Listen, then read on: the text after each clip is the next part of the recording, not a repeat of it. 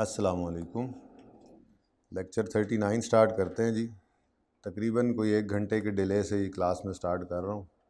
असल में मैं जब पहुँचा तो मैंने कुछ बच्चों को कहा था, मैंने कहा था कि कोई पूछे तो उसे कहिएगा जो पैदल आ सके वो आ जाए करीब करीब हॉस्टल वाले। लेकिन जब यहाँ पहुँचा तो कोई भी नहीं था, तो कैमरे को पढ़ाना फिर मुझे मुनासिब नहीं लगा, क्योंकि कैमरे ने तो सब बातों में कहना था बिल्कुल समझ आ गई, बिल्कुल समझ आ गई। तो अब 2 बच्चे आ गए हैं, इसलिए मैं थोड़ा सा पढ़ा देता हूँ।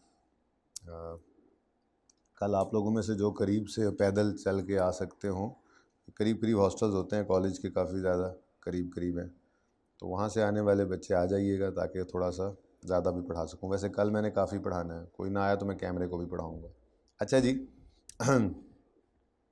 हमने बात शुरू कर रखी थी रेलेवेंट कॉस्टिंग की, ठीक है जी। असल में लड़ाई जो है ना वो अभी शुरू नहीं हुई सही वाली। सही लड़ाई कहाँ शुरू होनी है? जब हमें ये पास पेपर्स की तरफ मूव करना है। इंशाल्लाह हम कल कर जाएंगे, अल्लाह ने चाहा तो, उम्मीद है कि वैसे तो आज मेरा प्लान यही था, लेबर को कंप्लीट कर दूंगा, लेबर की रेलेवेंट कॉस्टिंग के रूल्स मैं पढ़ा दूंगा आज इंशाल्लाह। उसके कुछ क्वेश्चंस हैं जो अभी तो मैं ये 2 बच्चों को नहीं दे सकूंगा, लेकिन इनको भी और आप लोगों को भी ग्रुप्स के अंदर मैं भेज दूंगा, आप उसकी भी प्रैक्टिस कर लीजिएगा ताकि कल से हम फिर पास पेपर्स की प्रैक्टिस शुरू कर दें। असल तो कहानी ये है कि हमें इनमें से कोई एक सवाल आएगा कि आप वैल्यूएट करें, कॉन्ट्रैक्ट वन ऑफ जो आया उसे एक्सेप्ट करें या ना करें, या बिड प्राइस बताएं, कॉन्ट्रैक्ट की प्राइस बताएं, मार्केट प्राइस बता दें, या मिनिमम बिड प्राइस बता दें। तो इन सब केसेस मैंने आपको कहा था कि असल कहानी कहाँ पे आती है, रेलेवेंट कॉस्ट्स हमारे लिए हमारे लिए अहम है। अगर हम इवेल्यूएट कर रहे हैं इसको कॉन्ट्रैक्ट को, तब भी रेलेवेंट रेवेन्यू में से रेलेवेंट कॉस्ट्स को नेट करके देखते हैं फ़ायदा हो रहा है नुकसान। अगर हम सेलिंग प्राइस या बिड प्राइस कोट करने लगे हैं तो भी हमें जो कॉस्ट होती हैं हमारी रेलेवेंट कॉस्ट, उनमें हमने प्रॉफिट ऐड करके बिड प्राइस देनी होती है। और अगर मिनिमम बिड प्राइस देनी है कि कॉन्ट्रैक्ट लूज़ ना करें, बस इन एनी केस हमने ये बंदा पकड़ना ही पकड़ना है, फ्यूचर में काम दे जाएगा, फ़ायदा दे जाएगा और ऑर्डर्स आ जाएंगे, तो उस सूरत में भी हमें रेलेवेंट कॉस्ट का पता होना चाहिए। तो रेलेवेंट कॉस्ट, इस चैप्टर का नाम भी यही है, रेलेवेंट कॉस्टिंग। रेलेवेंट कॉस्ट की तरफ हम चले थे और फिर हमने कहा था कि रेलेवेंट कॉस्ट वो कॉस्ट है जिसमें ये तीनों शर्तें जो पूरी कर ले, जिसमें ये तीनों खसूसियात पाई जाए, ठीक है। फिर हमने टाइप्स ऑफ रेलेवेंट कॉस्ट पढ़ी थी, इंक्रीमेंटल, अवॉइडेबल। ये उस वक्त पढ़े हुए ज़रा मुश्किल लग रही थी, लेकिन अब जैसे जैसे सवाल करते जा रहे हैं, डिस्कशंस हो रही हैं, रेलेवेंट कॉस्टिंग ओवरहेड्स की, फिक्स्ड वेरिएबल की हो गई, फिक्स एसेट से रिलेटेड हो गई, मटेरियल की कल पढ़ी, हमें फिर ये कुछ ना कुछ यहाँ से और क्लियरेंस होती चली जा रही है इसकी। टाइप्स ऑफ इररेलेवेंट कॉस्ट हमने पढ़ी थी, संक कॉस्ट होती है, कमिटेड, नोशनल, अवॉइडेबल, ठीक है जी। उसके बाद फिर हम मूव कर गए थे कंप्यूटेशन ऑफ रेलेवेंट कॉस्ट पे। सबसे पहले हमने बात की थी ओवरहेड्स की, जिसमें हमने कहा था, कल 2 सवाल भी थे ओवरहेड्स वाले, कि वेरिएबल ओवरहेड्स जो हैं, आप दोनों ने सवाल किए हुए हैं, मुझे छोटे छोटे सवाल थे, आपने नहीं किए। 50% बच्चों ने होमवर्क किया है जी, आज 50% ने नहीं किया। 2 बच्चे आए हैं, एक ने किया, एक ने नहीं किया हुआ, ठीक है। आमिर भाई आपने किया? आमिर भाई आपने होमवर्क किया? नहीं, चलो जी।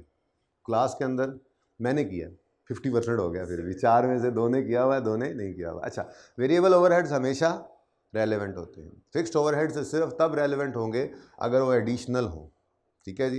एडिशनल कई नामों से आ सकते हैं, ठीक है, लेकिन फिक्स्ड ओवरहेड्स जो एग्जिस्टिंग होते हैं, सो संक कॉस्ट या अनअवॉइडेबल कॉस्ट कह सकते हैं। संक जो हो चुकी है और अनअवॉइडेबल जो ऑलरेडी कमिटेड है, डिसीजन बदले या ना बदले वो नहीं बदल रहे होते। तो एग्जिस्टिंग फिक्स्ड ओवरहेड्स इररेलेवेंट हैं, इनको एलोकेटेड, एब्जॉर्ब्ड, अपोर्शन्ड, जनरल कह सकते हैं। और जो रेलेवेंट होते हैं एडिशनल, इनको इंक्रीमेंटल कहते हैं, डायरेक्टली एट्रीब्यूटेबल या स्पेसिफिक। फिर हमने बात की कि हम अपने कॉन्ट्रैक्ट के लिए कोई एसेट यूज़ करना चाह रहे हैं, तो अगर तो हम अपना एग्जिस्टिंग एसेट यूज़ कर लें तो उसकी ओरिजिनल कॉस्ट, उसकी बुक वैल्यू, उसकी प्रोडक्शन को इग्नोर कर देंगे। और अगर डाटा देगा सवाल में टेस्ट करने के लिए, तो क्या कह सकता है कि जी हम इस एसेट को कहीं और यूज़ कर सकते थे, मसलन किराए पे दे सकते थे, मतलब मसलन बेच सकते थे, तो अपॉर्चुनिटी कॉस्ट फोरगोन जो है, अगर इस प्रोजेक्ट में यूज़ करेंगे तो वो हम लूज़ कर देंगे, तो वो रेलेवेंट कॉस्ट बन जाएगी। या वो ये भी कह सकता है पेपर के अंदर कि आपका एग्जिस्टिंग एसेट जो है वो आप यूज़ करने लगे हैं, या उस जैसा कोई आपको जो है वो बाज़ार से मिल सकता है, इतने का एग्जिस्टिंग पड़ा है और नया ले सकते हैं। तो मैंने आपको कहा था कि जब कॉस्ट की बात हो रही हो तो हम लोअर की तरफ जाते हैं, तो देख लेंगे किराए पे देकर बाहर से सस्ता मिल रहा हो तो किराए पे दे देंगे, और बाहर से जो सस्ता मिल रहा है वो रेलेवेंट कॉस्ट। तो ये सवालों के हिसाब से चलेगा। फिर नया एसेट खरीद लेते हैं, लाइफ सवाल में दे दे तो उसकी डेप्रिसिएशन स्ट्रेट लाइन पे रेलेवेंट कॉस्ट, लाइफ नहीं देगा तो मार्केट वैल्यू का डिक्रीज़ बताएगा, वो हमारे लिए रेलेवेंट कॉस्ट। और अगर आसानी वाला काम कर लें, शादी वाला भाई, वो तो आज तो कोई भी नहीं आया, तो बाराती भी नहीं आए हुए, शादी वाला तो कल भी छुट्टी पे था, बाराती आए सारे छुट्टी पे चले गए, ठीक है।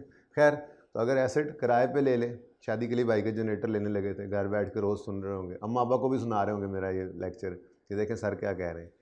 तो अगर रेलेवेंट कॉस्टिंग लेनी है, एसेट हायर किया है, किराए पे लिया है, रेंट पे लिया है, लीज़ पे लिया है, तो उसकी रेंटल कॉस्ट जो है वो हमारी रेलेवेंट कॉस्ट बन जाएगी। फिर हम आए थे मटेरियल की तरफ, और हमने बात की थी दो सिचुएशंस होती हैं। सबसे पहली बात तो है मटेरियल हम खुद ही बनाते हैं, ये तो सबसे सिंपल काम है। अगर हम खुद ही बना रहे हैं तो उसकी परचेज प्रोडक्शन कॉस्ट जो है वो हमारे लिए रेलेवेंट कॉस्ट है। जितना मटेरियल चाहिए वो बना लो, बना के प्रोजेक्ट में यूज़ कर लेना। जो वन ऑफ कॉन्ट्रैक्ट आया है, बनाने की कॉस्ट क्या है, आपकी रेलेवेंट कॉस्ट। सिंपल, सबसे सिंपल। और अगर मटेरियल हम बाहर से ख़रीद रहे हैं तो फिर सिचुएशन ज़रा फैल गई थी। अगर हम बाहर से मटेरियल ख़रीदते हैं और मटेरियल स्टॉक में अवेलेबल नहीं है तो जाओ ख़रीदो।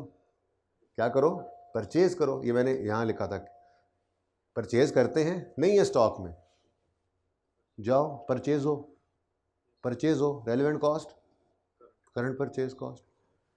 बाहर से ख़रीदते हैं लेकिन मटेरियल हमारे पास अवेलेबल है, अब रुके, अवेलेबल है लेकिन कह रहे हैं जी रेगुलरली यूज़ हो रहा है। तो मैंने कहा था रेगुलर प्रोडक्शन प्रोसेस को, रेगुलर कामों को मत छेड़ो। ये वन ऑफ कॉन्ट्रैक्ट की वैल्यूएशन हो रही है, तो रेगुलर काम को मत छेड़ो, बाहर ही जाओ और बाहर जाके परचेज हो। और बाहर परचेज होगे तो परचेज कॉस्ट रेलेवेंट कॉस्ट, ठीक है जी। और आखिरी मामला हुआ था ये, मटेरियल अवेलेबल भी है और रेगुलर यूज़ में भी नहीं है। अच्छा, 2 से 3 सवाल जो होगा ना, सवाल आई कैप में जो रेलेवेंट कॉस्टिंग का सवाल आएगा, पूरा सवाल होगा, उसमें सारी चीज़ें होंगी।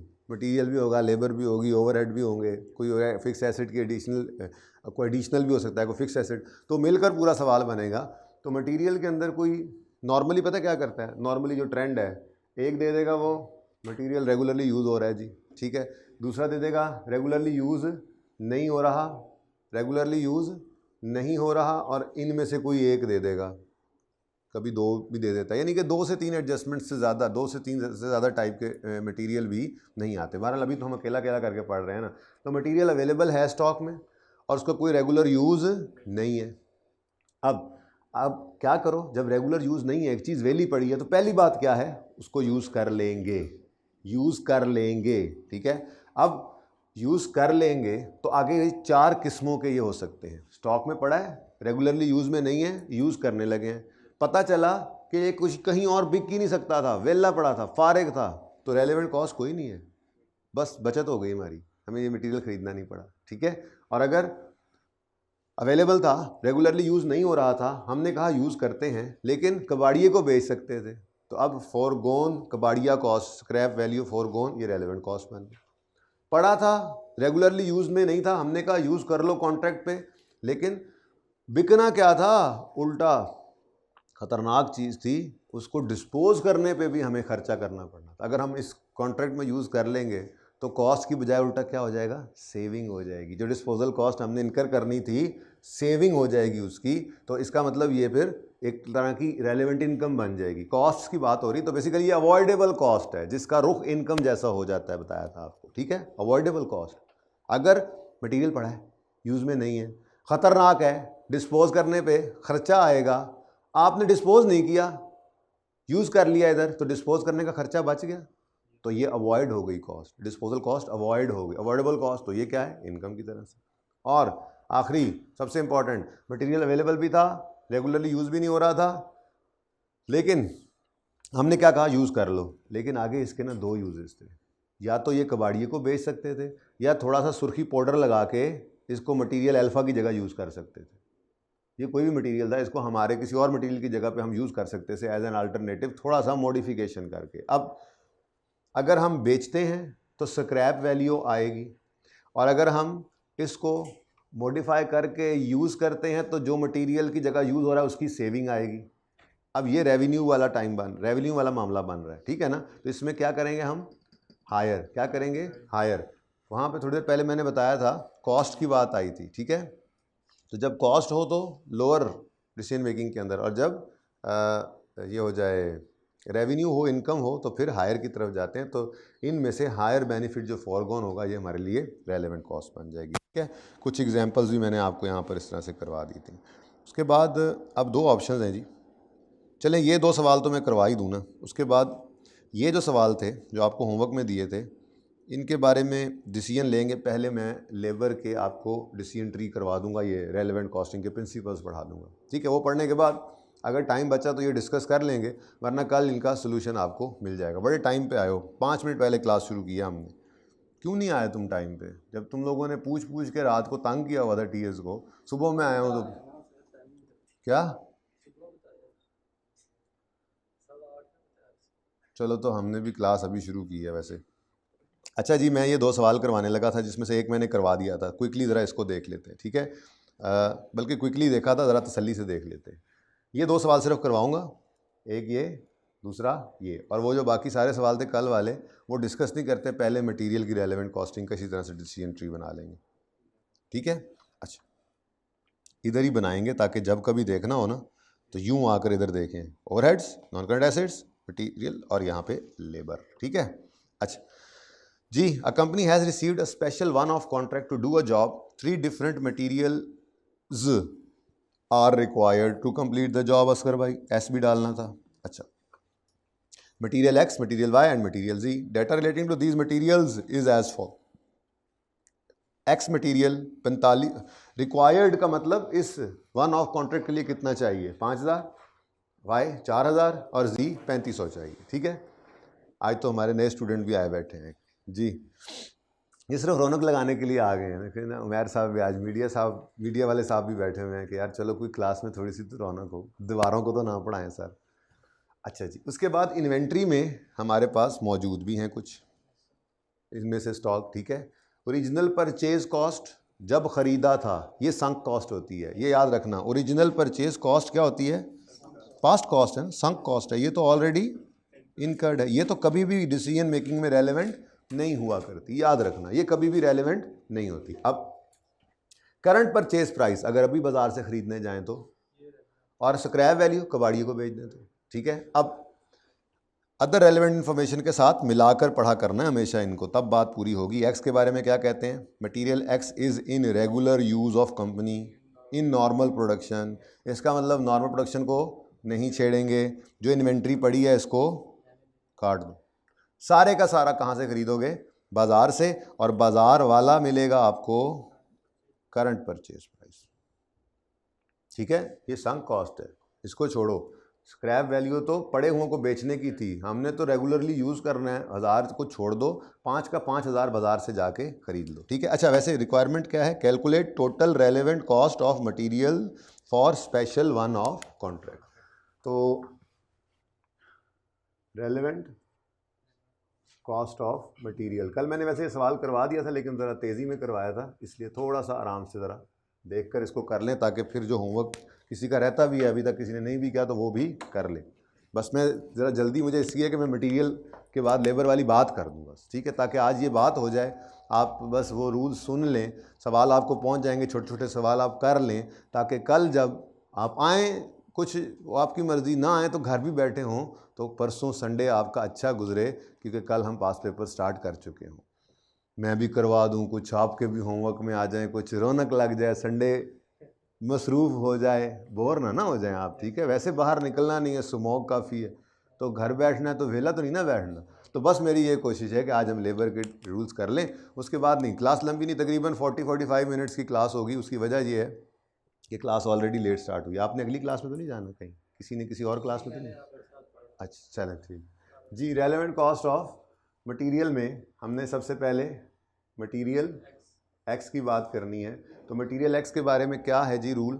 अच्छा, लिख देने में भी हर्ज नहीं है, लेकिन देखेंगे पर्चों में, पास पेपर्स में जाके कितना लिखना चाहिए, लेकिन फ़िलहाल तो मैं ज़बानी आपको बता रहा हूँ। मटेरियल एक्स के बारे में हम क्या कहेंगे? Material x is regularly used, therefore all the required material will be purchased from market. अब कितना रिक्वायर्ड है? 5000, इसको छोड़ दिया, ये संक कॉस्ट थी, करंट परचेज प्राइस कितनी है 55, तो 5000 केजीज, 5000 केजीज हमें चाहिए और हम ये खरीदेंगे, ये भी सही है, ₹55 पर केजी। जी बोले 2,75,000 का ये मटेरियल लग जाना है हमारा। समझ तो आ रही है ना? असल में बात ये है कि नक्शा स्टार्ट से बना के आए हैं कि ये कर क्या रहे हैं। दरअसल ये कर रहे हैं, मिसाल के तौर पे हमें कोई वन ऑफ कॉन्ट्रैक्ट रिसीव हुआ और उन्होंने कहा बताओ ये करना है या नहीं करना, तो रेवेन्यू भी उसका गिवन होगा। ये पूरा सवाल तो नहीं है, रेवेन्यू में से हमने जो कॉस्ट माइनस करनी है कि जी जो हमें इस कॉन्ट्रैक्ट को पूरा करने के लिए पड़ेंगी वो कैलकुलेट कर रहे हैं। तो इंशाल्लाह कल पूरी पिक्चर भी सामने आएगी, लेकिन हम पहले दिन से पिक्चर सामने रख के ही चल रहे हैं। दूसरा मटीरियल कौन सा है जी?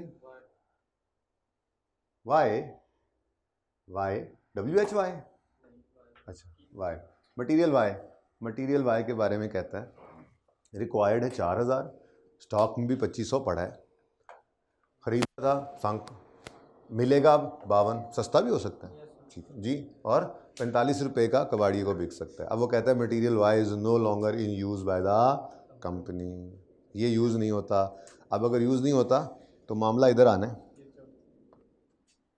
ये ठीक है, मामला इधर आना है, यूज़ नहीं होता, रेगुलर यूज़ नहीं होता। तो मैंने कहा था पहला काम क्या है, यूज़ करो, वेला पड़ा है करो यूज़, वेला ही पड़ा रह जाना, वरना मौका मिल गया ये तो अगर रेगुलरली यूज़ नहीं है तो पहला डिसीजन क्या होता है, इसको यूज़ करना है, ठीक है। अब अगर यूज़ करना है तो फिर इनमें से कोई एक हो सकता है, किसी काम का नहीं था, कबाड़ी को भी जाना था तो मुफ्त में बचत हो गई, कबाड़िए को बिक सकता था तो स्क्रैप वैल्यू फोरगोन, कबाड़िए को भी बिक सकता था, ये इधर लिखना चाहिए था वैसे, कबाड़िए को भी बिक सकता था, चेंज ना करने जरा कि नहीं, अच्छा वो ऊपर भी एग्जाम्पल 1 2 3 भी की हुई थी, चल ठीक है, पढ़ ऐसे लिया करेंगे, ठीक है, कहीं भी नहीं जाता नील।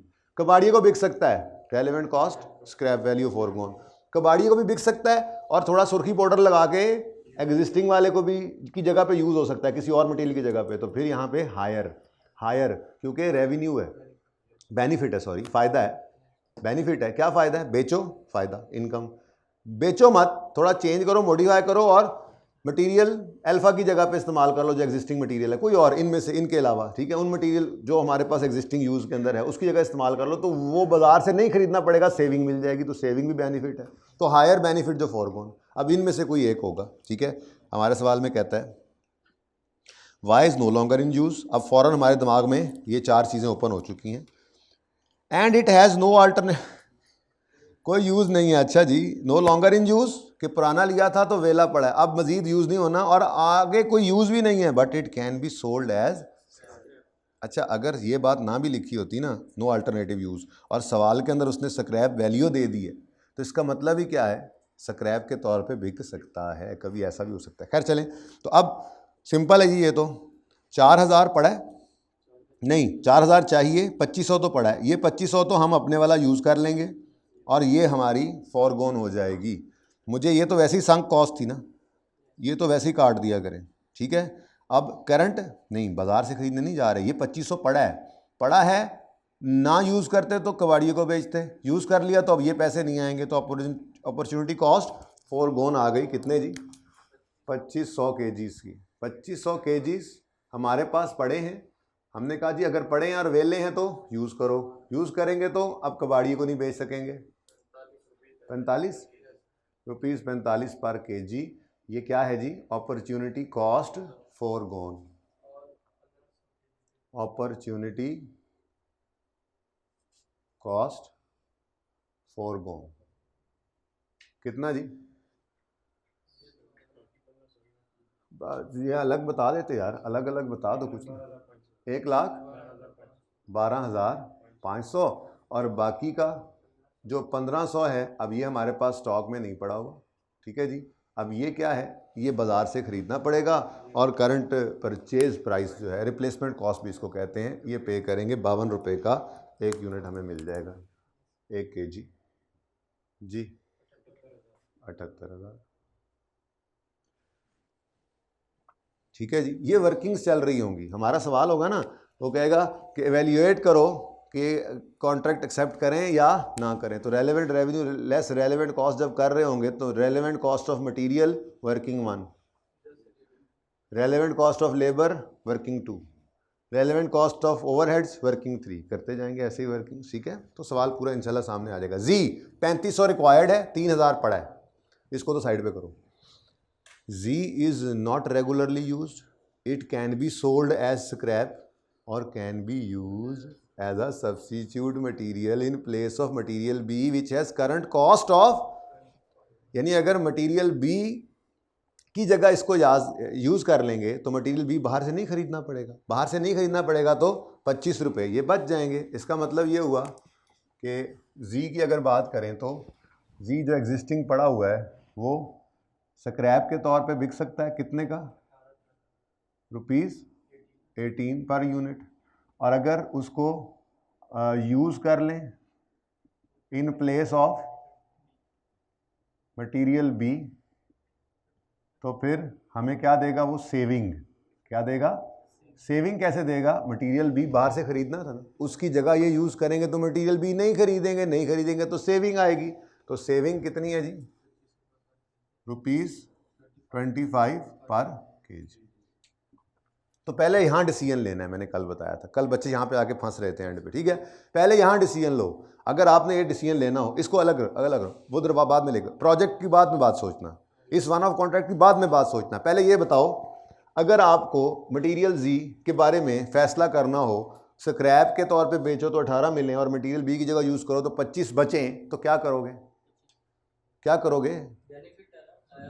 मैं बेनिफिट को छोड़ो, बिल्कुल सादा कर लो बात, वैसे बात सही कह रहे हो, मैं कह रहा हूँ छोड़ो, सामने बिल्कुल एक अलग सवाल ही खत्म हो गया। ये अलग सवाल है, एक मटेरियल आपके पास पड़ा है, आप उसको आज कबाड़िए के तौर पे कबाड़ी को बेच दो क्योंकि यूज़ कोई नहीं है, या उसको किसी और मटेरियल की जगह यूज़ करो और 25 रुपये बचाओ, तो 18 रुपये का बेचोगे या 25 रुपये बचाओगे? तो ये एक डिसीजन हो गया, आपने हायर बेनिफिट फॉरगॉन को पिक कर लिया, इनकम थी ना हायर। ठीक है, अब ये 25 क्या हो गई, रेलेवेंट कॉस्ट। ठीक है, ये हम खोएंगे, हायर बेनिफिट फॉरगॉन, ये हम खोएंगे, हायर बेनिफिट फॉरगॉन, मॉडिफिकेशन के तौर पर करके अपने किसी एग्जिस्टिंग मटेरियल के साथ यूज़ हो गया। ठीक है, तो हायर बेनिफिट करने वाला सवाल यही था जी, और कुछ सवाल, एक और सवाल काम का था छोटे सवालों में जो मैंने आपको होमवर्क में दिए थे। ठीक है, उसके अलावा करने वाला सवाल यही था। खैर, ओवरहेड वाला भी एक सवाल अभी करवा देता हूँ, फिर मटेरियल की तरफ चलते हैं। ठीक है अच्छा, बाकी सोल्यूशन मैं इंशाल्लाह दे दूंगा आज शाम तक, क्वेश्चंस भी लेबर वाले और सोल्यूशन भी आप लोगों को मैं अवेलेबल कर दूंगा इंशाल्लाह। अच्छा जी, अब 3500 यूनिट्स चाहिए सर, अस्सलाम वालेकुम सर, आए सर। 3500 यूनिट्स हमें चाहिए, इन्वेंट्री में कितने पड़े हैं, 3000, सही है। 3000 को तो हम यूज़ करेंगे क्योंकि ये रेगुलरली यूज़ नहीं हो रहे। पहली बात क्या है, पहली बात क्या है, अगर मटेरियल पड़ा है और रेगुलरली यूज़ नहीं हो रहा तो पहला काम क्या करो, यूज़ करो। अब यूज़ करना है तो इधर आ गया, हाँ जी, यूज़ हो सकता है अल्टरनेटिवली। तो हायर बेनिफिट फॉरगो क्या हो रहा है, 25 रुपये, तो 25 रुपये हमारी क्या बन गई, रेलेवेंट कॉस्ट। तो जो 3000 इन्वेंट्री में पड़े हैं मटेरियल जी के, वो 3000 केजीज तो हमें पड़ गए ₹25 पर केजी। तो ये होगा पास पेपर्स के अंदर, आपको नज़र आ रहा है, सिर्फ परचेज प्राइस भी आ रही है यहाँ, आपका क्या है, opportunity cost foregone plus purchase price, opportunity cost foregone plus purchase price भी, यानी कि तो कुछ हिस्सा उधर से भी आ रहा होता है। ठीक है ना, हाँ, यहाँ पे अपॉर्चुनिटी कॉस्ट फॉरगॉन हुई, यहाँ पे हायर बेनिफिट फॉरगॉन हुआ, बस थोड़ा सा फ़र्क है। ठीक है जी, ओके। और बाकी मानदा कितना चाहिए हमें, 500। अब वो बाज़ार से ख़रीदने जाएंगे तो हमें 30 का नहीं मिलना, संक कॉस्ट, तो 500 केजीज इंटू ₹45 जी, 22,500, 75,000 पूरा। इकट्ठा भी कर सकते थे यहाँ पे, इनको ब्रैकेट में भी लिख सकते थे। अब आप तरीके आगे फिर खुद ही सही करते जाएं। मटेरियल जी आया, दिस प्लस दिस, ये ब्रैकेट यहाँ भी लग सकती थी, लेकिन मैंने ज़रा अलग अलग बताया थोड़ा सा आज। ठीक है, तसल्ली से, ताकि आप समझ सकें इसको। ये मटेरियल इस तरह से 2 या 3 किस्म के आएंगे, इससे ज़्यादा नहीं है। वो तो हमने पूरी कहानी कर ली ना। अब सारी कहानी, सारा मटेरियल तो नहीं ना, सारे सिचुएशंस एक में डाल दे मटेरियल, फिर तो बनेगा मटेरियल ABCDEFGH, प्रोडक्ट ना होगी, पता नहीं क्या हो गया जी। 5,63,000 ले जी, ये रेलेवेंट कॉस्ट है। ये कहाँ जाएगी? इधर देखो, इधर देखो, ये कहाँ जाएगी? ये कहाँ जाएगी? अगर आप मिसाल के तौर पे हम एवेल्यूएट कर रहे हैं वन ऑफ कॉन्ट्रैक्ट को, तो ये रेलेवेंट कॉस्ट ऑफ मटेरियल इधर आ जाएगी। बातें समझ आ रही हैं अब? ये अब कल की तैयारी शुरू होगी ना साथ साथ, ठीक है? जिंदा रहे ना रहे, तैयारियां तो हम करके रखते हैं इंसान जी। इसको देख लेते हैं, ये कर लीजिएगा आप, ठीक है ना? ये होमवर्क है तो होमवर्क इसका सोल्यूशन मैं दे दूंगा, ठीक है? Question 2, company is evaluating a project that requires 2 types of material A and B, data relating to material requirements are as follows. A 1500 kgs चाहिए, ए रेगुलरली यूज़ हो रहा है, इसलिए स्टॉक को मत छेड़ो, ये तो वैसे ही संक कॉस्ट है, और जाके ख़रीद लो, ठीक है जी? बेटा ये होमवर्क है अभी, उस पर इससे बाद आना है ना, ये तो देख लें, ठीक है? मैंने ये कहा कि ये पढ़ लो, मैं करवाता नहीं हूँ, ठीक है? होमवर्क वाले सवालों की तरफ आ रहा हूँ। नेक्स्ट, बी, कोई गलती की थी होनी असगर ने, वो असगर ने, अभी मैंने नहीं देखे वो सवाल जी। 1400 kgs चाहिए, 1200 स्टॉक में पड़े हैं। वो कहता है जी material B is no longer in use by company and has no alternative use within the business. तो जो पड़ा है इसको यूज़ करो, और यूज़ करना है, ख़रीदने मत जाओ। 1400 में से 1200 को तो स्क्रैप के तौर पे, disposal price means scrap value जी जी, स्क्रैप। हाँ, ध्यान से पढ़ना है सवाल को, यही तो कॉस्ट है, अंग्रेजी है, अंग्रेजी है डिसीजन मेकिंग के अंदर, ध्यान रखना है। डिस्पोजल कॉस्ट होता तो और चीज़ थी, डिस्पोजल प्राइस है तो और चीज़, ठीक है? ये स्क्रैप वैल्यू गिवन है, ठीक है? तो 1240 के हिसाब से ले लोगे, और बाकी के 200 बाज़ार से 42 के हिसाब से जाके ख़रीद लोगे, ठीक है? सही हो गया। उसके बाद ये कुछ क्वेश्चंस आपको होमवर्क में दिए थे, जिनमें मेरे ख्याल से 6-7 में कोई मसला हो तो हो, बाकी तो किसी काम के नहीं थे। वैसे मैंने आपको जी, बाकी मैंने आपको 13वां 14वां में से जो आप कहेंगे वो करवाना है, और इनके सॉल्यूशंस आपको दे दूंगा। स्टिल डिस्कस नहीं करूंगा इनको, कल भी सॉल्यूशन मिल जाएंगे आपको। मंडे तक अगर कोई इसमें मसला होगा किसी को, तो मंडे तक इसकी डिस्कशन में डिले कर दूंगा, कोई मसला नहीं, या कर भी देता हूं डिस्कशन कल, तो मंडे वाले दिन बच्चे जो आएंगे उन लोगों को सवाल होगा तो फिर भी मैं बता दूंगा, ठीक है जी? इनमें क्या सवाल है होमवर्क वालों में? ये सवाल है ना सामने, इनमें से कोई है तो बताओ ना, मैं पढ़ लूँ। एक सवाल था क्यों है? अच्छा चलो बोलो, जनरल बात बन रही है तो बोलो। 8वां देख लेते हैं जी। A new contract requires 50 tons of metal, this metal is regularly use on all of firms projects, there are 100 tons available which were bought for 200 per ton, current purchase price is 210 and the metal could be disposed of for net scrap proceed of 150। देखो भाई, पहली बात सबसे अहम, इसने जाना किधर है, रेगुलरली या ना रेगुलरली? Use regularly. इसका मतलब ये कहानी तो हो गई ख़त्म, ये टेंशन तो गई ख़त्म, ठीक है? अब अगर रेगुलर यूज़ है तो फिर तो है ही बड़ा सिंपल, रेगुलर यूज़ है तो मत छेड़ो, जाओ जाके प्रोडक्शन करा लो, बाज़ार से ख़रीद लो, प्रोडक्शन वाला तो प्रोडक्शन कर लो, ठीक है? ये तो सबसे आसान होता है। तो इसका मतलब 50 टन जो हमें चाहिए वो हमें 210 पर टन करंट परचेज प्राइस पर ख़रीदने पड़ेंगे। इसको भी इग्नोर करो, हम क्यों बेचेंगे? रेगुलरली यूज़ करते हैं, हम क्यों कबाड़िए को बेचें, और हम क्यों इस प्रोजेक्ट के लिए यहाँ से निकालें, हालांकि 100 टन पड़ा हुआ है। असल मसला ये था कि पड़ा 100 टन था, आपने कहा चलो 100 पे है, 50 इतने ला लो, 50 रेगुलर कान के नीचे दूंगा, रेगुलर यूज वाला है तो इस वन ऑफ, ये असल में वन ऑफ कॉन्ट्रैक्ट है ना, तैयारी किसकी चल रही है? कोई एक कॉन्ट्रैक्ट आया, एक ऑर्डर आया, चलो गुड हो गया, अब कॉन्फिडेंस मिला, किया ऐसे ही था, सोच भी ऐसे ही रहा था, निकला भी यही। और कोई सवाल इसमें से?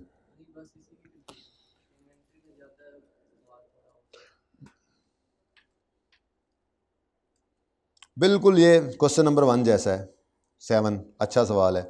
तो बहरहाल ये सवाल आपने करने हैं सारे। हाँ ये कर लेते हैं क्योंकि ये इनमें से मैंने क्वेश्चन 13 करवा देता हूँ, असगर वाला आप खुद कर लेना, ठीक है? क्वेश्चन 13,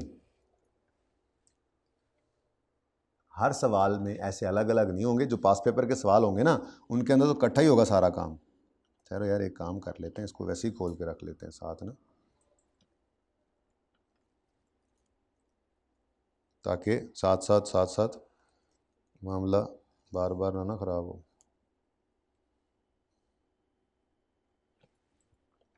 आप लोगों को ये नज़र आना क्यों बंद हो गया?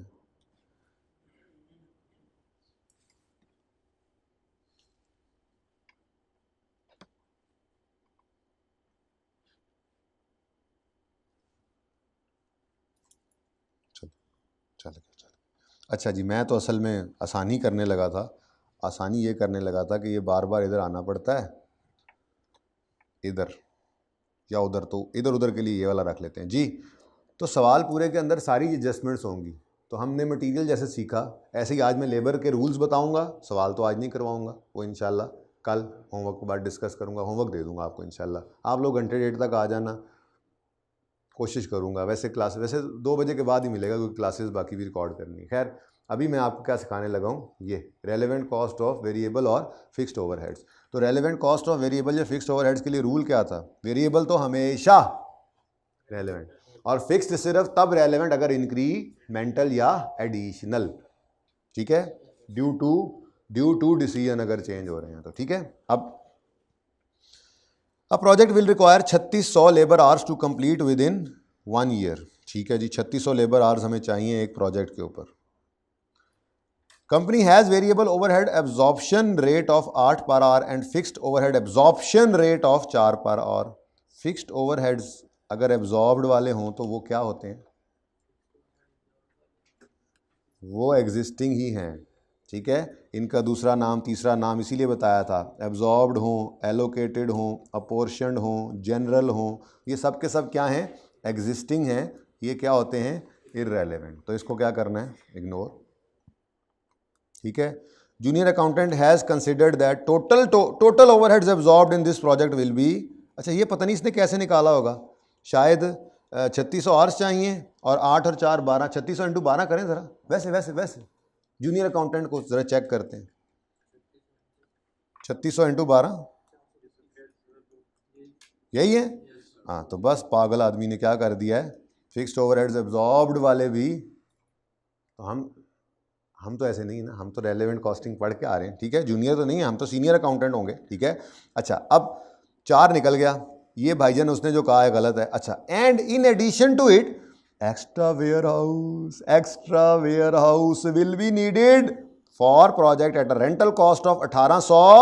हाँ ये है रेलेवेंट, क्योंकि नया warehouse, extra warehouse लेना पड़ रहा है इस प्रोजेक्ट के लिए, समझ आ रही है। तो फिर वेरिएबल कॉस्ट में, बल्कि रेलेवेंट कॉस्ट निकाल लेते हैं, रेलेवेंट कॉस्ट ऑफ ओवरहेड्स। मैंने यहाँ पर तो आपको अलग अलग करके बता दिए थे ना, ये अलग अलग, इकट्ठी वर्किंग कर लें अलग अलग कर लें आपकी मर्जी है, ठीक है। अलग अलग ही रख लेते हैं। चले, रेलेवेंट कॉस्ट ऑफ ओवरहेड्स में relevant cost of variable overheads जी, कितने आवर्स चाहिए हमें? 3600, और वेरिएबल ओवरहेड्स पर आवर क्या गिवन है जी? 8 नहीं है आपके सवाल में? आपके सवाल में 8 नहीं है? ये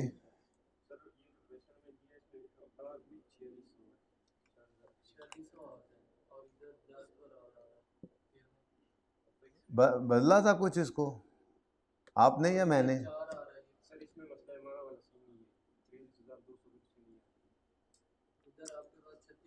अच्छा भाई देखो, आप सही कर लो फिर, 3600 लेबर आवर्स, बल्कि सारा सवाल पहले पढ़ो, इसको ध्यान से देख लो और इस हिसाब से ही कर लो। होगी होगी गलती कोई, भाई बंदे बशर है, कोई बात नहीं। दूसरे में भी कुछ किया था, अल्लाह खैर करे जी। अच्छा चलें, 3600 लेबर, भाई पढ़ लो, ये सवाल ऐसे करना है, फिर मैं ऐसे करवा भी रहा हूँ। अब project will require 3600 labour hours to complete within 1 year. Company has variable overhead absorption rate of ₹8 per hour and fixed absorption rate of ₹4 per hour. Junior accountant has considered that total overheads absorbed in the project will be ₹43,200 and in addition to it extra warehouse will be needed for this project at a rental cost of 1800 per month. ठीक है जी, ये data हो गया जी। अब मैंने आपको कहा कि ये इग्नोर करो क्योंकि ये फिक्स्ड FOH एब्जॉर्ब्ड का रेट है, एब्जॉर्ब्ड ओवरहेड नहीं लेते हम। ठीक है, फिर ये एब्जॉर्ब्ड एग्जिस्टिंग ये इरेलीवेंट होते हैं। ठीक है, उसके बाद 8 लेंगे हम 3600 आवर्स इंटू ₹8 पर आवर। अब ठीक है, बताओ आंसर 28,800। ये भाई सही थे ना, इन्होंने होमवर्क ही नहीं किया हुआ, टेंशन ही नहीं हुई इनको, है ना भाई? यस, शर्म की बात है ये, क्योंकि इन बच्चों ने मुझे अच्छा लगा ये कि इन्होंने निकाल के ये चेक किया कि ये सही है या नहीं। Very good. ठीक है, अच्छा जी नेक्स्ट, जूनियर अकाउंटेंट ने कहा कि total overheads absorb. Total overhead absorb क्या, इसको इग्नोर करो, पता नहीं कैसे निकालें। हाँ, लेकिन एडिशनल 1800 पर मंथ है, और वो कह रहा था ये प्रोजेक्ट जो है ये 3600 लेबर आवर्स लगेंगे इस पर to complete within 1 year. 1 साल में ये जाके कंप्लीट होगा। तो इसका मतलब फिक्स कॉस्ट जो होगी वो additional warehouse, extra warehouse rental, तो मैं लिख देता हूँ relevant cost of fixed overheads, और ये हमारे पास क्या आ रहा है,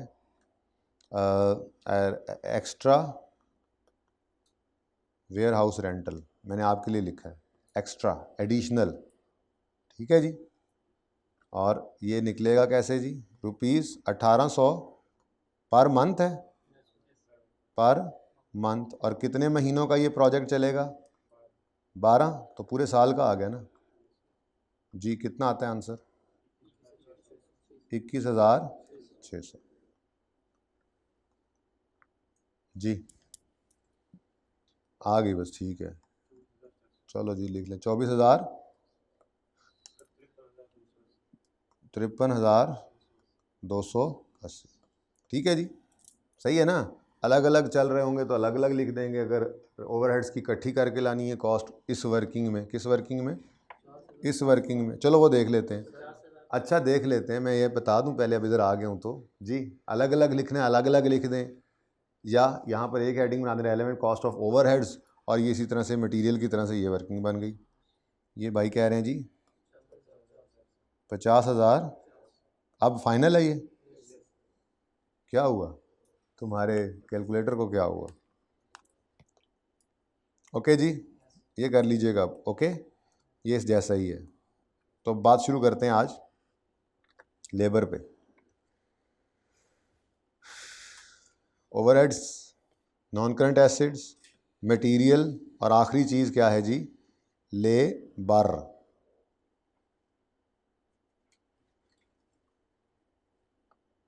अच्छा यार, लेबर जो है ना, इसको समझने के लिए ज़रा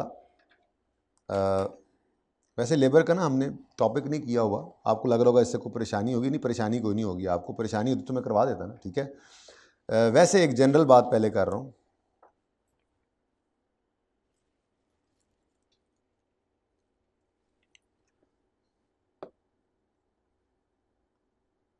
लेबर वेजेस जो होती हैं उनकी कैलकुलेशन के कुछ सिस्टम्स हैं।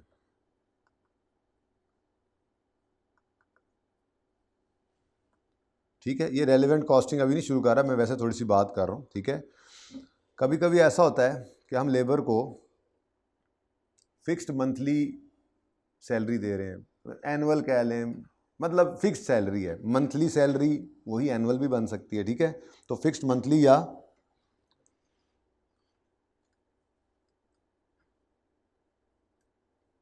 मंथली फिक्स्ड,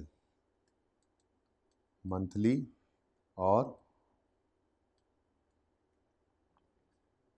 एनुअल सिस्टम, और एनुअल वेज सिस्टम या सैलरी सिस्टम। ठीक है जी, हम हर महीने ये इनको एक पक्की तनख्वाह देते हैं, कह लें, फिर हर साल भी वही पक्की होगी ना, 12 महीने से मल्टीप्लाई कर दें। ठीक है, उसके बाद हम इनको पीस वर्क सिस्टम एक होता है, पढ़ेंगे इंशाल्लाह तफसील से। लेबर का जब चैप्टर पढ़ना है ना, तो लेबर के अंदर जो डिसीजन मेकिंग वाली चीज़ें वो तो पढ़ जाएंगे, ठीक है। लेकिन ये जो है ना स्पेसिफिकली ये पीस वर्क सिस्टम, फिर इसके इनके जो है वो बोनस इंसेंटिव प्लान्स होते हैं, वो इंशाल्लाह हमने पढ़ना है, ठीक है। 3 को लेक्चर्स लगेंगे, जब मैंने लर्निंग कर्व वगैरह वैसे डिसीजन मेकिंग में करवा देना है, तो 3 मेरे जहन में हैं, बाकी 4 भी लग सकते हैं, लेकिन वो लेबर का एंड पे करेंगे टॉपिक। एक बार डिसीजन मेकिंग अब ख़त्म करके कुछ और करेंगे, डिसीजन मेकिंग ख़त्म करके अब कुछ और करेंगे इंशाल्लाह। छोटे मोटे काफ़ी काम है, वो कॉस्ट लो प्रोडक्शन रहता है, फिर ये लेबर का चैप्टर रहता है, फिर स्टैंडर्ड कॉस्टिंग करना है हमने, फिर वेरिएंस एनालिसिस करना है, ठीक है। उसके बाद प्रोसेस कॉस्टिंग करना है। ये टॉपिक फिर अब इंशाल्लाह अब आखिरी महीने में चलेंगे, 1.5 महीना या महीना जितना भी बचे, तकरीबन 1.5 महीना, 40 से 45 लेक्चर्स हैं मेरे हिसाब से, नंबर भी तो 40 के हैं, ये जो मैंने शुरू किया हुआ काम, ठीक है। तो piece work system,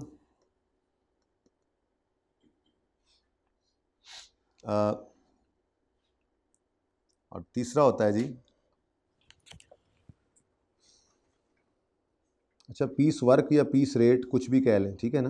piece work या पीस रेट क्या मतलब होता है इसका, कि हम उन्हें कहते हैं कि भाईजान आप जितने यूनिट्स बनाएंगे, ठीक है जी, आप जो है वो जूते बनाने वाली फैक्ट्री आपकी है, और आपने अपने लेबर को कहा हुआ है मंथली सैलरी देंगे आपको, एक तो ये। दूसरे को कहा हुआ है कि यार नहीं, बड़े कामचोर से हैं ये ना मंथली सैलरी के ऊपर काम सही नहीं करेंगे, काम चोरी करेंगे। तो इनको आपने कहा, कुछ लेबर को आपने कह दिया, आपका ये अरेंजमेंट भी हो सकता है कि भाईजान जितने पेयर ऑफ शूज़ बनाओगे उतने पैसे मिलेंगे पर यूनिट, तो इसको पीस वर्क सिस्टम कहते हैं।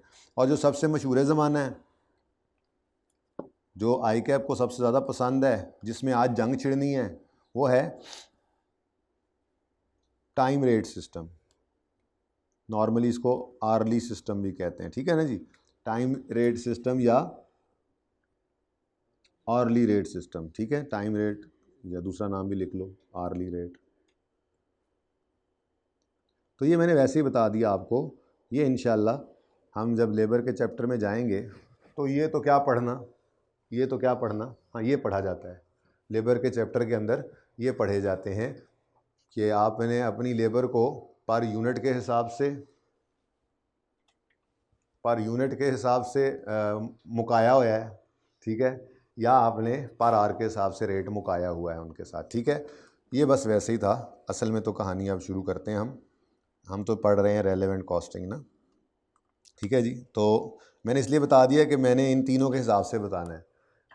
अगर सवाल के अंदर लेबर का वेज जो है वो लेबर की वो एनुअल या मंथली होगी तो क्या होगा, अगर पीस रेट सिस्टम है यानी कि पर यूनिट के हिसाब से तय किया हुआ है, तो रेलेवेंट कॉस्टिंग क्या होगी उसकी, क्योंकि हमने प्रोजेक्ट करना है, तो प्रोजेक्ट के ऊपर मटेरियल भी लगना है। 2 दिन से मटेरियल करते करते ये ना समझ लेना कि प्रोजेक्ट में सिर्फ मटेरियल ही लगना है, मटेरियल भी लगना है, ओवरहेड्स पड़े थे वो भी लगने हैं, फिक्स एसेट भी खरीदने थे, और लेबर ने भी तो काम करना है। तो आखिरी है, ये आखिरी है, ठीक है। इसके बाद टेंशन मुक गई हूँ, हैं मुक गया तेरा शो, अच्छा जी। तो नंबर 4,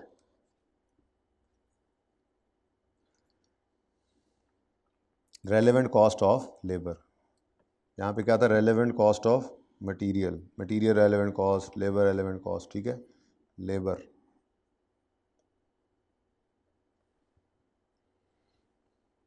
जी। तो मैंने आपसे अर्ज़ किया कि 3 तरह की लेबर है ना, तो यहाँ पर भी 3 तरह का मामला चलना है जी। सबसे पहली चीज़ यही ऊपर जो कौन है, फिक्स्ड मंथली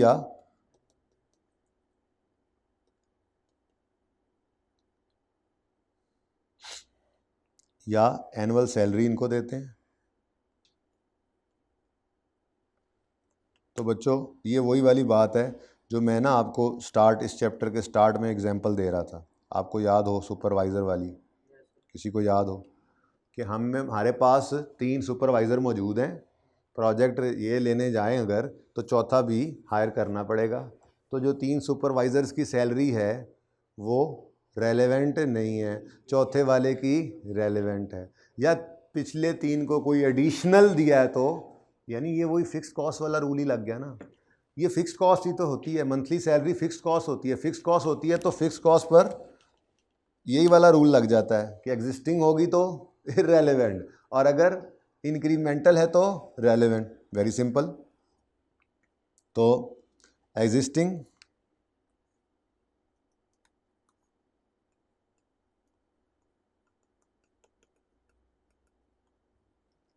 सैलरी इनकी जो होगी वो क्या होगी जी? Irrelevant cost.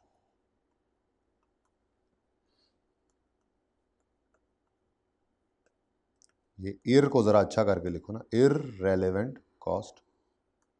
और अगर कोई एडिशनल पैसे दे देंगे इनको, एडिशनल सैलरी होगी कोई,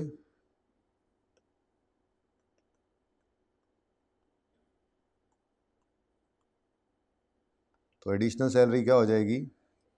रेलेवेंट कॉस्ट हो जाएगी। और रेलेवेंट कॉस्ट क्या होगी इस केस में? एडिशनल सैलरी ही रेलेवेंट कॉस्ट है, कोई और क्या फॉर्मूला लिखूँ मैं यहाँ? तो अगर लेबर को आप फिक्स्ड मंथली या एनुअल सैलरी दे रहे हैं तो एग्जिस्टिंग सैलरी में ही वो काम हो गया, आपके डिसीजन के उसको फ़र्क नहीं पड़ता, तो क्या है? इररेलेवेंट। और अगर आपने कोई एडिशनल सैलरी दी है, अच्छा कोई एक सिस्टम, मतलब यूँ होगा ना, वो कहेगा दो किस्म की लेबर कह देगा सवाल में। लेबर स्किल्ड लेबर है मिसाल के तौर पे जी, उसको हमने रखा हुआ है फिक्स मंथली सैलरी पे। कोई सेमी स्किल्ड लेबर है जी, उसको हमने रखा हुआ है जी आर्ली वेजेस पे। पीस वर्क की तरफ नहीं जाता, बहुत आसान है वो, ठीक है। बहरहाल दूसरा काम, दूसरा तरीका, दूसरा मेथड क्या हो सकता है लेबर को पैसे पे करने के लिए हमने रखा हुआ? वो है जी पीस वर्क सिस्टम या पीस रेट सिस्टम। कहाँ तक लिखा हुआ? यहाँ तक। अच्छा, पीस वर्क या पीस रेट, ये कोई लफ्ज़ लिखा हुआ ऐसे, परेशान नहीं हो जाना। पीस वर्क या पीस रेट सैलरी है। तो ये बहुत सिंपल है। चलने दें अब ये ख़त्म करके फिर एक ही पार्ट, ठीक है जी। पीस रेट सैलरी है, बस उसके बाद मेरे ख्याल में 10 मिनट मैंने ख़त्म कर देना, उसके बाद बस इनको फिर होमवर्क पहुंच जाएगा शाम तक, ठीक है जी। पीस वर्क या पीस रेट सैलरी है, तो ये बहुत सिंपल है। क्या मतलब? मैंने कहा हुआ है जी आपको एक मार्कर बनाने के मैंने 50 रुपये देने हैं, लेबर को कहा हुआ है। अब इस ऑर्डर के अंदर अगर मैं 50 मार्कर बनवाऊँगा तो 50 इंटू 50, 100 बनवाऊँगा तो 50 इंटू 100, 1000 बनवाऊँ तो 50 इंटू 1000, लाख बनवाऊँ तो 50 into lakh. Simple.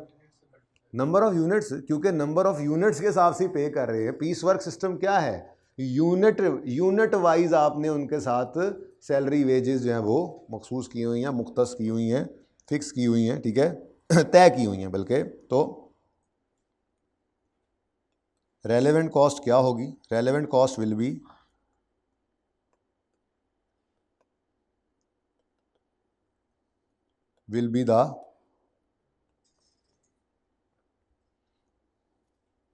the cost of wages paid, will be the wages paid, भाई will be the wages paid, which will be calculated as follows, कैसे कैलकुलेट होंगी अभी आपने ही बताया, और आप बता सकते हैं, नहीं बताया तो अब मैंने बता दिया है। कैलकुलेटेड एज, जी बताएं जी, वेजेस पर यूनिट, वेजेस या salaries per unit into number of units of one of order, number of units of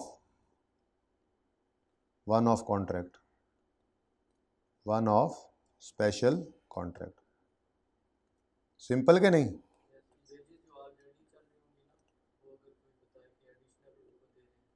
बेटा वो तो फिक्स होगा ना, जो ऑलरेडी चल रहा होगा वो तो फिक्स्ड होगा, तो पीछे चला जाएगा।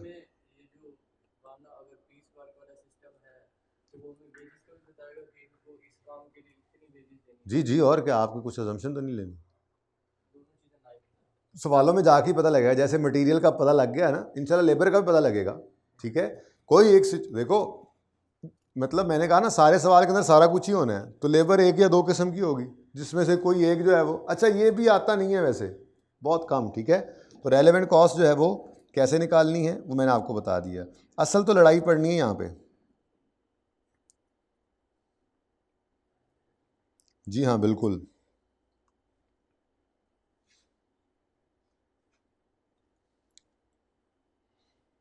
टाइम रेट सिस्टम,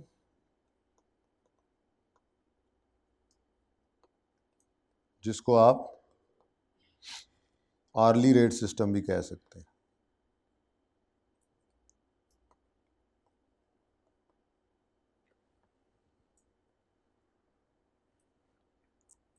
इसमें ना भाई अब दो सिचुएशंस हैं, क्योंकि पर आवर हमने टाइम तय किया हुआ है।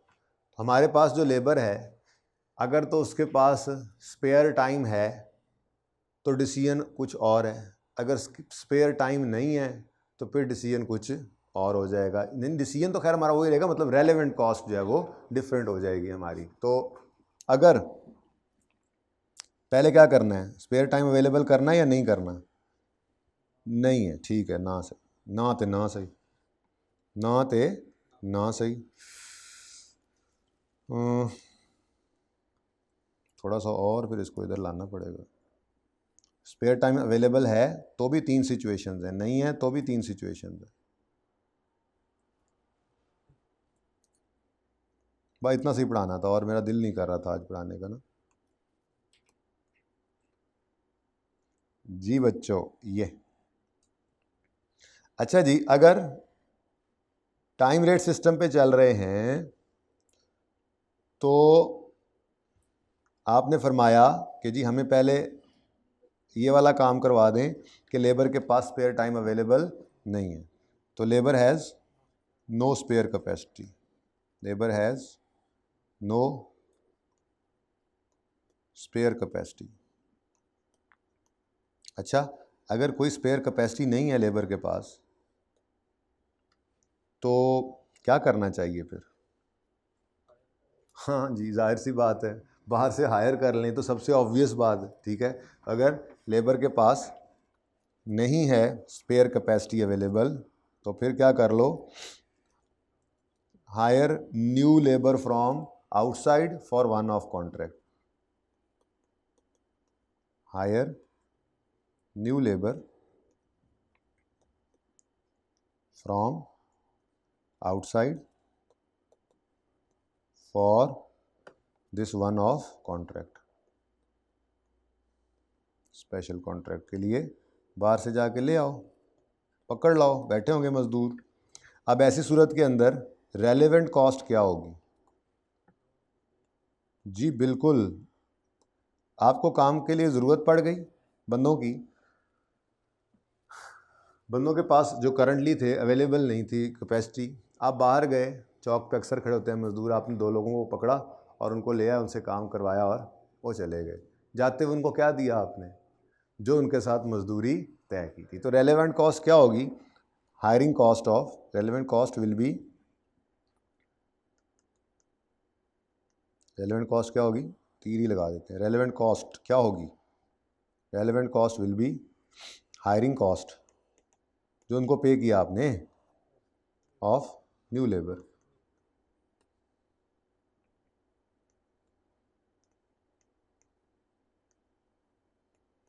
ठीक है जी। अच्छा, ऐसा भी हो सकता है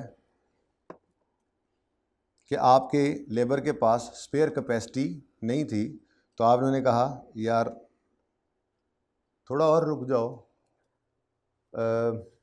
एक वीक में 6 वर्किंग डेज होते हैं और 8 घंटे काम करना है, 5 डेज़ अ वीक कराएं फिर काम, ठीक है। 8 घंटे, बाहर के मुल्कों में तो ऐसा ही होता है, सवालों में ऐसा ही होता है वैसे तकरीबन, ठीक है। तो 40 घंटे कितने बने? 40 घंटे बने। अच्छा 6 डेज़ अ वीक करा लो यार, क्यों शक्लें बनाते हो सर? हम कोई और दुनिया के शक्ल बनाई है इसने, ठीक है, कि हम क्यों फिर हफ्ते को आते हैं? हमें तो आज भी आपने बुला लिया है, ऑनलाइन क्लासेस चल रही हैं और हम 3 फिर भी आए हुए हैं तुम लोग फ़ायदे में रह गए हो जो आ गए हो, ठीक है। घर वालों के लिए तो मसला हो जाएगा। अच्छा, जिन्होंने अभी लेक्चर लेने हैं, 48 घंटे का एक हफ़्ता वर्किंग आवर्स हैं, 48 घंटे, यानी हर रोज़ 8 घंटे। हमने कहा यार हर रोज़ तो आप 8 घंटे काम करते ही हो, ठीक है। 8 घंटे बनते हैं 9 to 5, ठीक है। तो 9 to 5 लेट से आप काम कर रहे हो, तो ऐसा करो, एक ऑर्डर आया है नया, आप ना रोज़ाना 7 बजे तक काम कर लो, 2 घंटे रोज़ाना एक्स्ट्रा काम कर लो और 4 दिन के अंदर अंदर ये 8 घंटे, मुझे लेट से 8 घंटे रिक्वायर्ड हैं इस काम के लिए, तो मैं बाहर नहीं जाता, मैंने कहता हूँ यार 4 पैसे और बांट लो, 2 घंटे लेट घर चले जाना रोज़, तो ये कोई 4-5 दिन के अंदर ये काम हो जाएगा और आपको हम ओवर टाइम पे करेंगे। क्या करेंगे? सही है। तो इसका मतलब अगर हम ओवर टाइम वर्क करवा लें, over time worked from existing labour,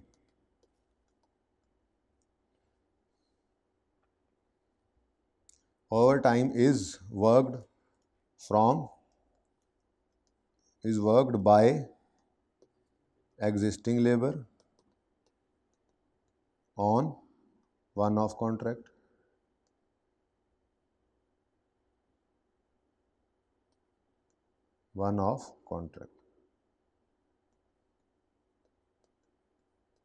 जी। तो सिंपल है, मुश्किल तो कोई नहीं है ये बात। अगर आपने ओवर टाइम करवा लिया तो आप उसको ओवर टाइम के पैसे देंगे, लेकिन एक बात ज़िंदगी में याद रखना, ओवर टाइम वाला जो घंटा होगा वो नॉर्मल घंटे के बराबर कभी नहीं होगा।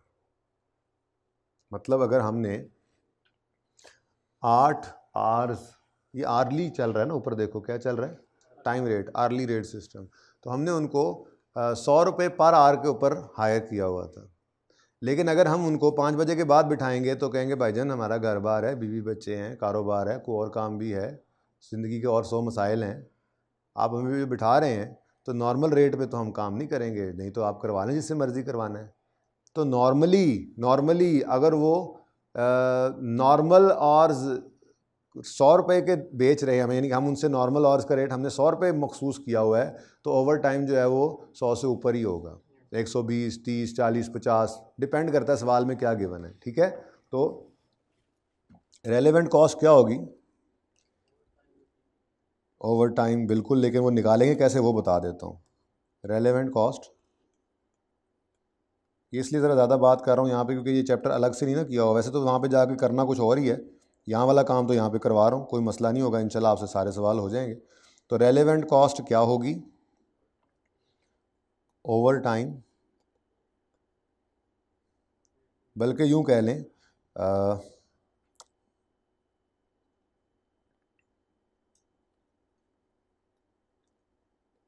नॉर्मल वेजेस प्लस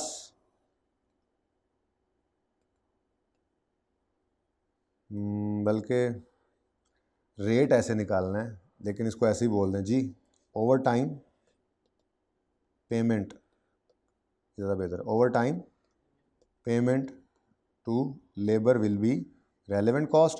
और ये ओवर टाइम की पेमेंट कैलकुलेट कैसे होगी? हम कहेंगे जी normal rate per hour, normal rate per our,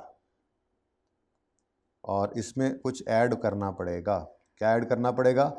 इसको कहते हैं ओवर टाइम का प्रीमियम, ओवर टाइम का प्रीमियम, सवाल में ऐसे लिखा होता है, over time premium rate per our.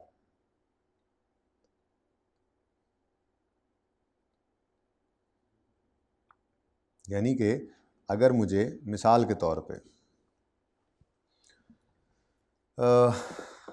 मुझे 8 घंटे काम करवाना है अपने स्पेशल कॉन्ट्रैक्ट पे एक लेबर से, ठीक है जी, और उस लेबर के पास स्पेयर टाइम अवेलेबल नहीं है। मैंने उसे कहा है कि यार ओवर टाइम पे काम करोगे? उसने कहा जी बिल्कुल करूँगा। हमने कहा अच्छा कितने पैसे लोगे? उसने कहा टाइम एंड अ हाफ, ऐसे अंग्रेज़ी लिखी होती है, टाइम एंड अ हाफ, या 150% ऑफ नॉर्मल, ये भी वही बात है। टाइम एंड हाफ का मतलब क्या होता है? जो पहले वक्त का ले रहे हैं उस पर हाफ ऐड कर दो, यानी 100 रुपये अगर मुझे दे रहे थे नॉर्मल वर्किंग आवर्स में तो मैं 150 लूँगा। तो रेलेवेंट कॉस्ट क्या बनेगी? 8 घंटे अगर इससे काम करवाना है तो नॉट इंटू 100 बल्कि 8 घंटे इंटू 150। तो मिसाल के तौर पे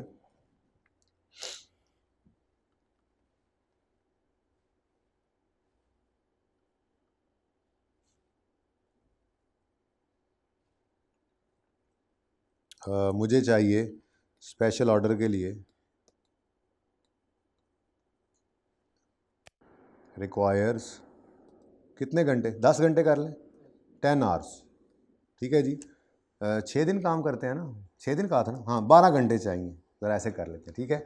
हमें स्पेशल ऑर्डर के लिए कितने रिक्वायर्ड हैं एग्जाम्पल बना रहा हूँ, ठीक है, कितने रिक्वायर्ड हैं जी, 12 घंटे। हमने उससे कहा हाँ भाई करोगे काम, कहा जी बिल्कुल कर दूंगा, लेकिन माजरत के साथ ये ओवर टाइम है और मैंने हर रोज़ 5 बजे घर पहुंचना होता था, 7 बजे जाऊंगा, 2 घंटे जो है वो मैंने एक्स्ट्रा लगाने, एक तो मैं सारे दिन का थका होऊंगा, मैं एक्स्ट्रा एफर्ट करनी है, दूसरा बहुत सारी कुर्बानियाँ देनी है, तो मैं 100 रुपये पर आवर पे नहीं चलूँगा, ठीक है।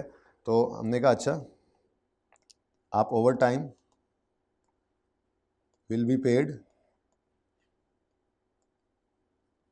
एट टाइम एंड हाफ, मुश्किल अंग्रेजी हो जाएगी, वाल वहाँ पे सिखा भी दूंगा, at 150% of normal wages, normal wage rate. और नॉर्मल वेज रेट कितना बताया हमने अभी आपको, नॉर्मल वेज रेट इज कितना बताया था अभी मैंने, 100 रुपये। चलो अब एग्जाम्पल बताओ, इसमें बताओ मुझे चाहिए कितने आवर्स, 10 आवर्स, तो क्या 10 को इंटू 100 करूँ, बोलो, मुझे 10 घंटे चाहिए, 12 घंटे काम करवाना है लेबर से, तो इंटू 100 करूँ। मेरे इस प्रोजेक्ट के लिए क्या मुझे 12 इंटू 100 कॉस्ट पड़ेगी लेबर की, नहीं, वो कह रहे हैं भाईजान 100 रुपये तो नॉर्मल रेट था, प्लस ओवर टाइम का प्रीमियम भी ऐड करो, ठीक है। यूं भी हो सकता है will be paid eight normal plus 50%, ताकि ऊपर वाला बन जाए, पेड एट नॉर्मल प्लस 50%, ठीक है, ऑफ नॉर्मल, या इसको 1.5 भी कहते हैं। और नॉर्मल वेज रेट क्या है, जैसे एग्जांपल बनाई ना, ठीक है। तो मेरे लिए रेलेवेंट कॉस्ट क्या बनेगी, रेलेवेंट कॉस्ट ऑफ लेबर मेरे लिए क्या होगी, 12 आवर्स इंटू, बोलो 100 तो था ही, प्लस 50 भी वो लेगा, यानी ₹150। तो क्या बन गई रेलेवेंट कॉस्ट, ठीक है। तो पहले कितनी बननी थी, 1200, ठीक है ना। तो ये क्या चक्कर हुआ, हमारे पास लेबर के पास स्पेयर कैपेसिटी अवेलेबल नहीं थी, बाहर से नहीं लेने गए, उसे कहा ओवर टाइम कर लो, तो बहुत सिंपल है ओवर टाइम की कैलकुलेशन, ये रेट आपको गिवन होगा। असल में तो मुझे ये देखना होगा कितने आवर्स चाहिए और फिर रेट क्या है, तो रेट नॉर्मल से नॉर्मली ज़्यादा होता है, सवाल ही बताएगा, ठीक है, सिचुएशन समझते जाएं।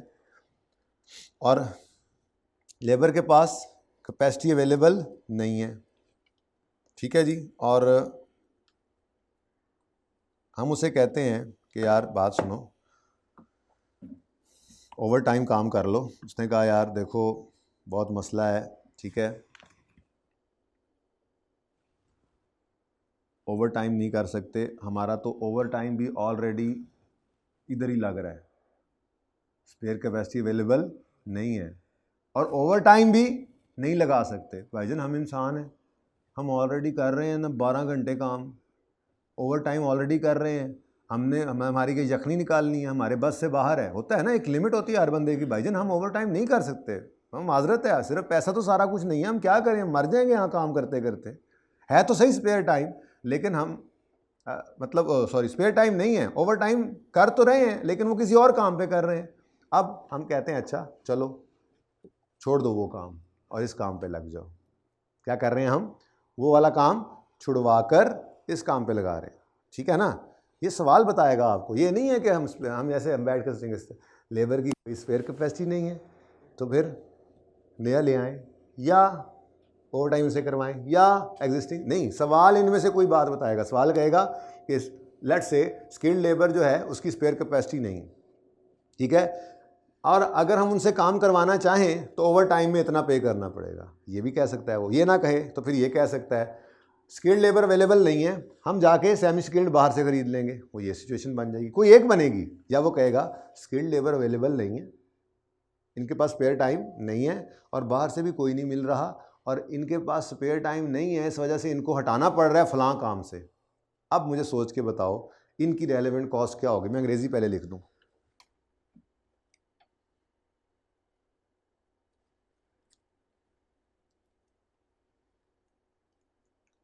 Can not work overtime क्योंकि बिजी हैं वो, ठीक है ना। Cannot work overtime, और क्या करना पड़ेगा इनको अब, so we have to transfer them from, so transfer from existing work या एग्जिस्टिंग टास्क, जो टास्क ऑलरेडी कर रहे थे उनसे हटा दो। क्यों हटा रहे हैं जी, क्योंकि स्पेयर कैपेसिटी अवेलेबल नहीं है और ओवर टाइम की भी गुंजाइश इनकी बेचारों की नहीं है, ठीक है। कोई मसला, कोई एतराज़? अब मुझे बताओ इनके लिए रेलेवेंट कॉस्ट क्या होगी, सोच के बताना। रेलेवेंट कॉस्ट क्या होगी? Relevant cost will be transfer cost. क्या जी? अच्छा, अब ट्रांसफ़र कॉस्ट का मतलब क्या है, हमने जो इनको ट्रांसफ़र कर दिया है तो हमें क्या क्या मसले पड़ेंगे अब जब ये इधर आके काम करेंगे। तो एक तो जो पैसे ये ले रहे थे वो लेंगे, वो तो लेंगे ना। जोन से वाले आर्स नॉर्मल में चल रहे थे तो नॉर्मल वाले, अगर ओवर टाइम में चल रहे थे तो ओवर टाइम, वो पैसे तो इन्होंने नहीं लेने हैं। पर एक मसला और भी हो गया ना, कोई तो बता दे। हाँ नहीं, तो जो पुराना छोड़ा है वो उधर नुकसान हुआ कि नहीं हुआ, कंट्रीब्यूशन लॉस हो जाएगा। मिसाल के तौर पे वहाँ कोई चीज़ बना रहे थे, अगर वहाँ से हटा लिया है तो वो वाला काम तो अब नहीं करेंगे, ठीक है। इसका मतलब ट्रांसफ़र कॉस्ट क्या बनेगी, ट्रांसफ़र कॉस्ट बनेगी वेज ऑलरेडी पेड, मैं लिख रहा हूँ वेज ऑलरेडी पेड। क्यों मैंने ऑलरेडी पेड लिखा है, मैं यूँ भी लिख सकता था नॉर्मल रेट पर आवर, लेकिन फिर ये मैं ना आपके इसको जो है ना स्कोप को बहुत तंग कर देता, ठीक है। कितनी देर की होगी रिकॉर्डिंग? 70 में 1 घंटा 10 मिनट की। चलो इंशाल्लाह अगर 10-1 मिनट में हो गया ख़त्म तो ठीक है, वरना पार्ट 2 शुरू कर लेंगे, हो जाएगा वैसे बस ख़त्म। असल में बात ज़रा लेबर पे ना थोड़ा सा स्लो इसलिए चलना पड़ रहा है क्योंकि लेबर अलग से चैप्टर पूरा किया भी नहीं ना हुआ हमने, ठीक है। तो इसलिए थोड़ा सा स्लो चल के ये बात सिखानी पड़ रही है, ठीक है। लेकिन इससे ये ना सोच लेना कि कोई असर पड़ेगा, असर पड़ेगा तो मैं फिर पहले करवाता, नहीं पड़ेगा इंशाल्लाह सर, इधर ही हूँ मैं, साथ ही हूँ आपके, ठीक है जी। तो वेजेस ऑलरेडी पेड मैंने कहा इसलिए लिख दिया, अगर मैं नॉर्मल रेट पर आवर लिख देता ना इसी तरह से प्लस ओवर टाइम प्रीमियम तो स्कोप जो है वो लिमिट हो जाता। अगर तो वो नॉर्मल वाले थे, ओवर टाइम नहीं कर रहे थे और वैसे ही जिद पकड़ ली हमने नहीं करना ओवर टाइम, होते हैं ना कुछ लोग कहते हैं भाईजान बस 8 घंटे ड्यूटी है उसके बाद हम जा रहे हैं, नखरा होता है स्किल्ड लेबर का, जा रहे हैं भाई हम, हमारे 100 काम और हैं यार, हमने क्रिकेट खेलने भी जाना होता है, हमारा मैच भी है, 8 घंटे से ऊपर काम नहीं करेंगे, नहीं करेंगे तो नहीं करेंगे वो लोग, ठीक है ना। तो अगर वो वैसे ही नॉर्मल ले रहे थे, ओवर टाइम कर ही नहीं रहे थे और आगे करने को तैयार नहीं है तो उनको काम से हटा के इधर लगा रहे हैं, तो फिर normal wage already paid plus contribution loss आ जाएगा। और अगर वो ऑलरेडी ओवर टाइम पे वहां पे काम कर रहे थे, हमने कहा था वहां से ओवर टाइम छोड़ के यहां पे कर दो, तो फिर नॉर्मल रेट नहीं होगा, नॉर्मल प्लस ओवर टाइम। सवाल बताएगा, ठीक है, सवाल बताएगा। फिलहाल जनरल बात कर लें, wages already paid plus contribution foregone. Contribution कौन सा, जो एग्जिस्टिंग टास्क कर रहे थे वहां पे कोई ना कोई चीज़ भी तो बना ही रहे होंगे ना, तो कंट्रीब्यूशन फॉरगॉन, इसको भी पर आर ही कर लेंगे क्योंकि ये भी क्या होनी है, ये वेजेस ऑलरेडी पेड जो है ना, वेजेस रेट पर आर, वेजेस रेट पर आर होता है, ऐसे ही है ना। ये मैंने आप ज़रा जनरली रखा है, नॉर्मल नहीं लिखा, वेज रेट लिखा है। नॉर्मल वाला है या नॉर्मल प्लस प्रीमियम यानी ओवर टाइम वाला है, जो भी है वो तो उसको देना ही देना है, प्लस जो काम उसने अब नहीं करना उस पर नुकसान भी है हमें, वो चीज़ अब नहीं बनेगी, वो भी तो नुकसान है, मजबूरी है। हम कह रहे हैं कि यार हमने इसको फ़ायदे नुकसान को देखना है तो हमें काम करना ही करना है। जब करना ही करना है तो हम कहते हैं यार छोड़ो उस काम को, पहले ये करो, ये ऑर्डर करना है पूरा, अब ये करना है तो वो तो नहीं ना करेगा, जो जो जो काम छोड़ रहा है वो कंट्रीब्यूशन फॉरगॉन होगा। लेकिन ये कंट्रीब्यूशन फॉरगॉन को भी आप क्या कर लें, पर आर कर लें, ठीक है ना, per hour of existing, contribution forgone of existing task basically है, ठीक है। लेकिन इसको क्या कर दें, contribution forgone of existing task, और ये भी क्या कर दें आप, पर आर कर लेंगे, क्योंकि इधर भी पर आर होगा। बहरहाल डाटा के हिसाब से चलना है, कोई ऐसी बात नहीं है, कोई ये रट्टा नहीं लगा लेना इसको, सवाल खुद गाइड करेगा।